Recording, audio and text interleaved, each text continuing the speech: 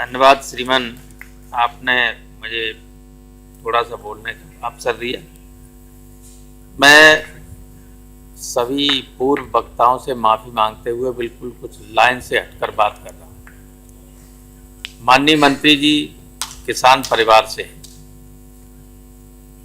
और जब ये नरेगा आया था, बाद में इसका नाम महात्मा, इसकी नीयत तो ठीक थी, मनसा ठीक था, लेकिन यहां सारी सैद्धांतिक बातें कही जाती। व्यावहारिक पक्ष ये है कि किसानों को कोई मजदूर अब नहीं मिल रहा है।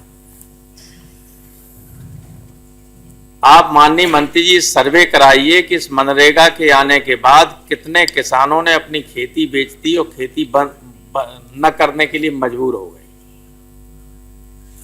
कोई मजदूर नहीं मिल रहा है किसान को। और जो खेती 53% से लेके 59% रोजगार देती है, क्या मनरेगा से इतना रोजगार दिला सके आप?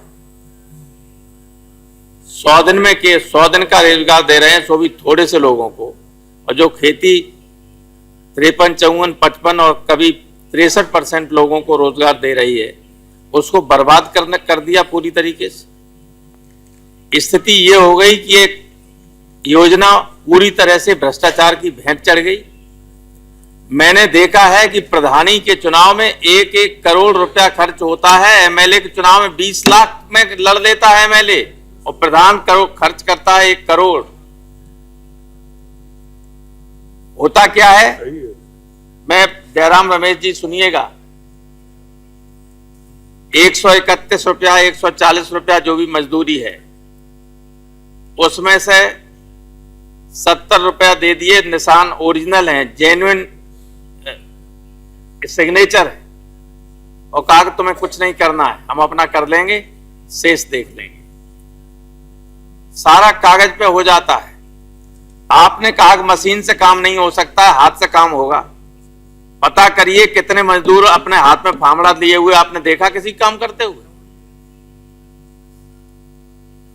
एक आपने निश्चित किया हुआ है कि इतने घन फीट मिट्टी उठाएगा अगर खोदेगा, तालाब खोद रहा है, उसका 1/4 भी कोई मजदूर काम नहीं करता है। तमाम ईमानदार प्रधानों ने कहा कि हम नहीं करेंगे, जेल चले जाएंगे, हम नहीं करना चाहते ही काम। अधिकारी कहते काम करो, मजदूर कहता काम नहीं करेगा। और मजदूर पर ज्यादा सख्ती करोगे तो SC/ST एक्ट के अंतर्गत प्रधान पर मुकदमा कायम हो जाएगा। ये व्यावहारिक पक्ष है, ये शरद जी व्यावहारिक पक्ष है। मैं आपको बता रहा हूं, खेती नहीं कर पा रहे क्योंकि 100 बिना काम किए 70-80 रुपया मिल जाता है, तो किसान से मांगता है 200 रुपया पर डे मजदूर। ये स्थिति है। और सब पूरा पंचायत सेक्रेटरी और प्रधान मिलकर सारी मनरेगा के पैसा को खा जाते हैं। माननीय मंत्री जी, मैं ये जानना चाहूंगा कि जो पैसा आज तक खर्च हुआ है मनरेगा पर, उससे कितना ड्यूरेबल एसेट तैयार हुआ है? मिट्टी का काम होगा, पक्का काम करेंगे नहीं, पक्का काम का रेशियो बढ़ा दीजिएगा, बेईमानी और घपला कुछ कम हो जाएगा।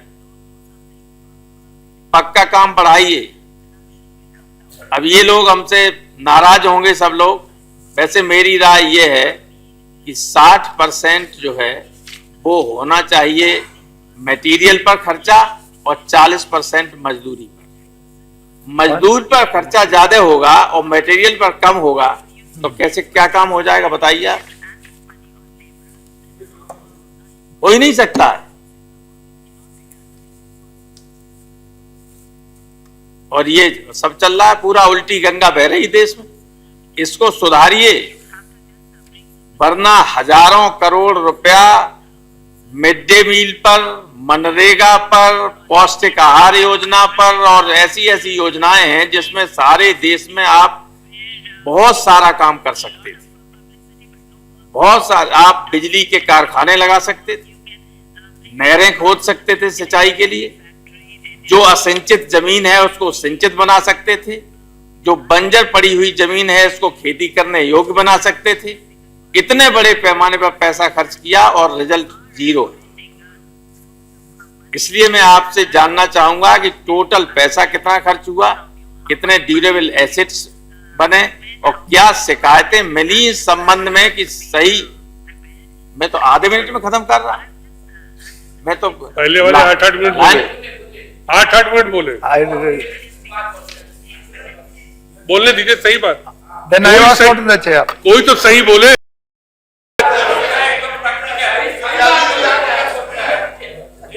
ये I did not stop you. ये मैंने देखा है सर। मैं खुद खेती अपनी करवाता हूं, मजदूर नहीं मिलते,